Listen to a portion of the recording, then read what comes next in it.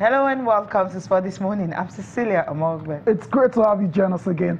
I'm Taya Salam. This is what the show looks like. We're starting with the Super Eagles of Nigeria. And the technical advisor, Geno Ross, says there are 3 words to describe the mood of the players. They are humble, focused, and hungry and angry. I mean, those are some really strong. They're hungry to win. They're focused on the task ahead, and they are angry because they lost against Czech Republic. Okay. So let's see what they're going to do against Croatia. They still have some days to really prepare for that. 8 more days now. On the 16th of June, that's their first match against Croatia. We'll see what's going to happen in their opening game. Also on the program, tonight, 2 a.m. Nigerian time, right? Early hours of Saturday morning is win or bust for the Cavs. They know what is at stake. All they have to do is to try and see if they can take game 4 and extend it to maybe game 5. But then, from all indication, if they don't do this, that means it's a clean sweep.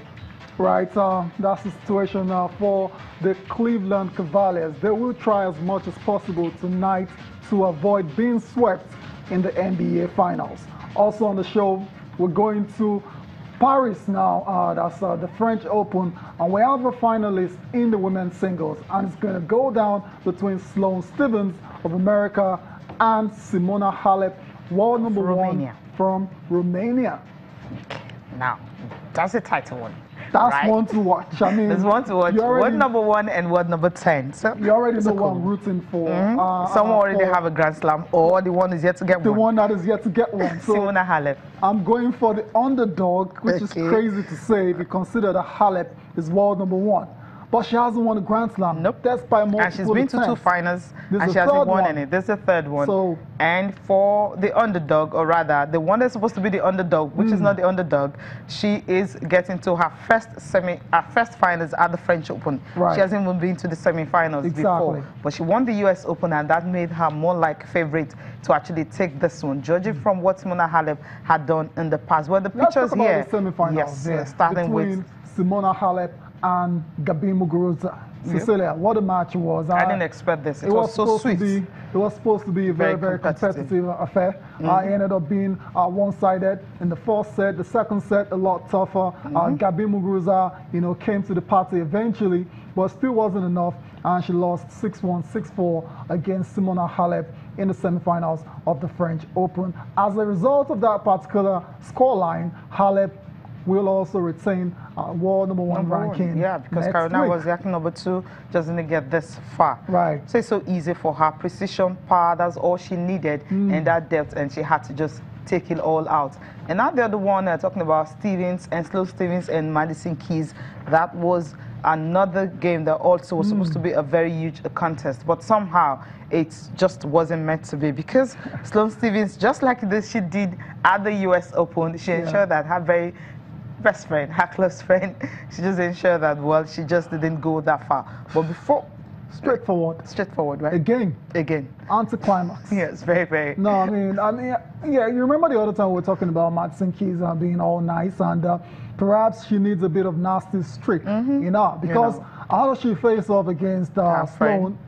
And every time she gets destroyed, she crumbles, and maybe she needs to develop a bit of steel and nastiness. You don't have to be so nice. You don't have to be so mean to win games. Yeah, you don't have to be mean. You can be nice and still be winning games. Yeah, but then when it comes to Sloane Stephens right now, I think she needs to be nasty and just have that stillness in her for her to be able to do it. But let's first listen to Stephens looking forward to the match she will be playing against Simona Halep.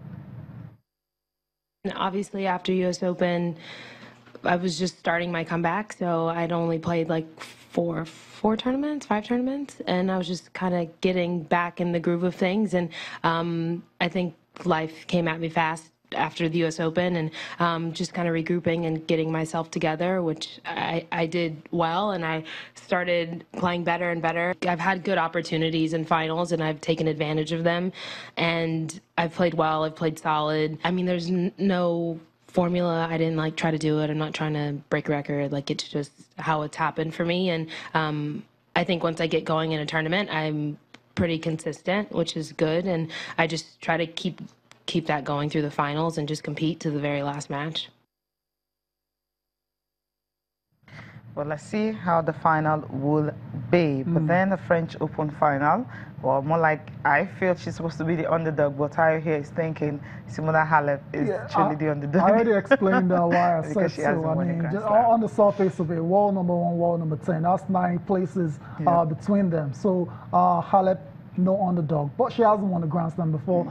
Stevens has won a Grand Slam. So that's the angle you're looking at it from. But that's it. We'll see how it pans out on Saturday in the championship decider between Sloane Stevens and Simona Halep. These two players have met each other 7 times before, and Halep, surprise, leads that confrontation 5-2, including 4 of the last matches. So from all indications, I told you about the underdog story. You're looking at it from the angle of a Grand Slam. Like, okay, fine. From that angle, it's okay. But you had former world number 1s before who never won a Grand Slam. It was when they were no longer world number 1 before the finale. Karina Wozniacki. Yeah, but I want her to do us example. right now. Let's see what she can do right now. This one. On Saturday, we'll see what she will be able to do against world number 1. But Simona Halep, at least she still has that in her kitty. She's still world number 1, win or lose. Okay.